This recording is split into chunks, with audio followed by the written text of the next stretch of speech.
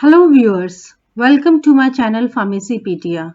This is Dr. Shikha Chauhan, and in this session we are going to discuss about the buffered isotonic solution. The topic has been taken from the Unit 5 pH buffers and isotonic solutions from the subject Physical Pharmaceutics 1. If you are visiting my channel for the first time, please do like, share and subscribe to my channel Pharmacypedia for getting further updates. So before proceeding for the isotonic buffered solution, let us first try to understand about the tonicity. Tonicity is represented by the external shape of the RBCs, red blood cells. So if the concentration of the solute inside the RBCs and the concentration outside the RBCs is the same, then there will be no movement of the water molecules and the shape of the RBCs will be retained. The concentration of the solution that cannot cross the membrane due to the osmotic pressure which is exerted by the membrane. So tonicity basically helps in determining the direction and the extent of the diffusion from outside the cell or from inside the cell.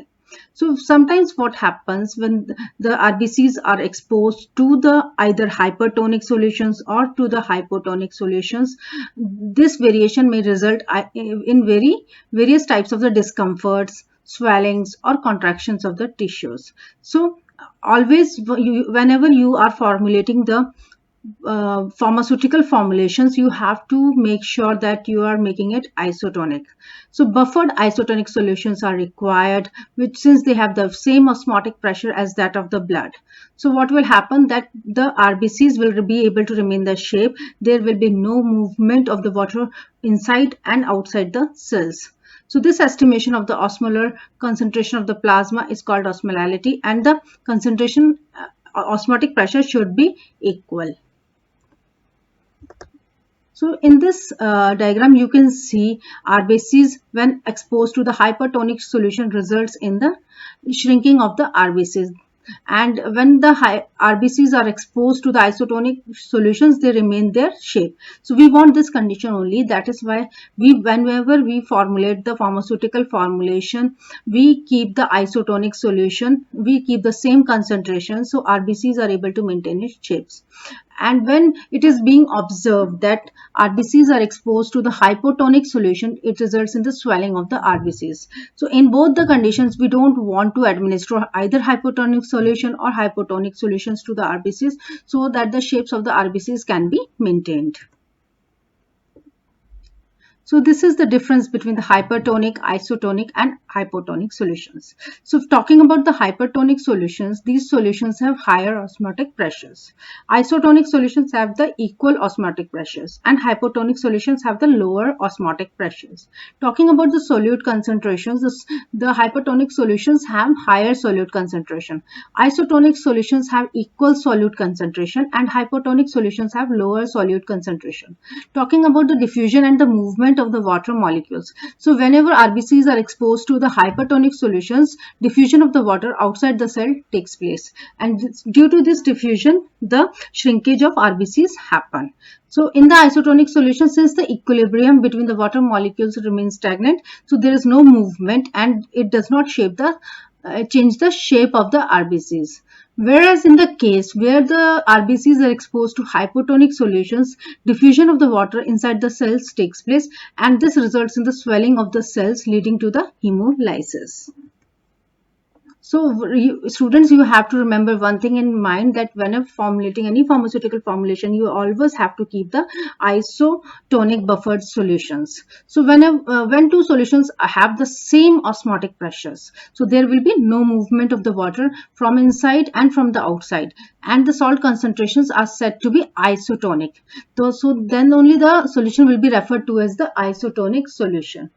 Physiologically, isotonic solutions are the solutions which have the same osmotic pressures as that of the body fluids. For example, lacrimal fluid, plasma. So when they are separated by the biological membranes, biological fluids including the blood, lacrimal fluids have an osmotic pressures which corresponds to that of the 0.9% weight by volume sodium chloride. That is why the 0.9% sodium chloride is referred to in isotonic solutions. The reason being, when RBCs are kept in the 0.9% sodium chloride solutions, they do not change the shape. Whereas when they are exposed to the 2% sodium chloride solutions, they become shrink. The reason being that is a hypertonic solutions. So therefore, the 0.9% solution of the sodium chloride is referred to as to be isotonic with the physiological fluids. So here in the diagram you can see that we administers the normal saline to the patients and it is isotonic to our blood. It is isotonic to the lacrimal fluid.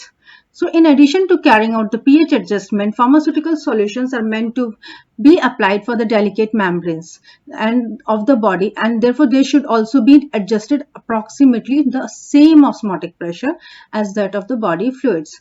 So therefore when we administer this 0.9% sodium chloride solution, it does not cause any swelling, it does not cause any sort of the contractions with which they come into contact, and therefore they do not cause any sort of the discomfort when they are being applied to the eyes or to the nasal tract or to the blood or other body tissues. So isotonic sodium chloride is a familiar pharmaceutical example of such a preparations. So it is also referred sometimes to as the physiological saline or the normal saline. So when RBCs are suspended in the 0.9% solution of sodium chloride, they undergo no change in either in their size or in their shapes because of the isotonicity. So solutions having the same osmotic pressures but not necessarily the same concentrations are said to be isoosmotic or isosmotic solutions. For example, you can take the case 0.9% sodium chloride. I have told that it is isotonic to our body fluids.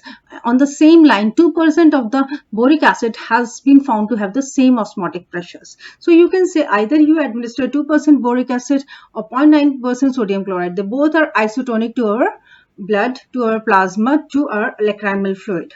So both the solutions will be referred to as isosmotic solutions.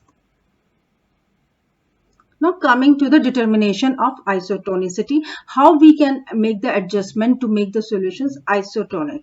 So like there are basically two methods which we generally use for the determination of isotonicity. The first is the hemolytic method and second is the colligative method. So in the hemolytic method, we basically visualize the effect of the various drug solutions on the RBCs. As I have told, when the RBCs are exposed to the hypertonic solution, they will shrink. When the RBCs are exposed to the hypotonic solutions, they will swell out. Only in the case of isotonic solutions, RBCs are able to maintain its shape and size. So this hematocrit test is used to analyze whether the solution is hypertonic, isotonic or hypotonic. The second is the colligative method. Now this colligative method, you can understand, it is based on the modifications of various properties. For example, osmotic pressure, for example, freezing point. So it is based on the modifications of the Hill-Blades technique. This is based on the difference in the temperature which arise due to the difference in vapor pressure in the samples stored in constant humidity. So either change in the freezing point. So the freezing point of the blood and the tear is minus 0.52 degrees Celsius. So it is compared with that. The same temperature corresponds to 0.9% sodium chloride solution, which is isotonic to the blood and tear. My dear students, the freezing point method is used to determine the isotonicity. How come? When you have seen that 0.9% of the sodium chloride have a freezing point depression of minus 0.52 degrees Celsius.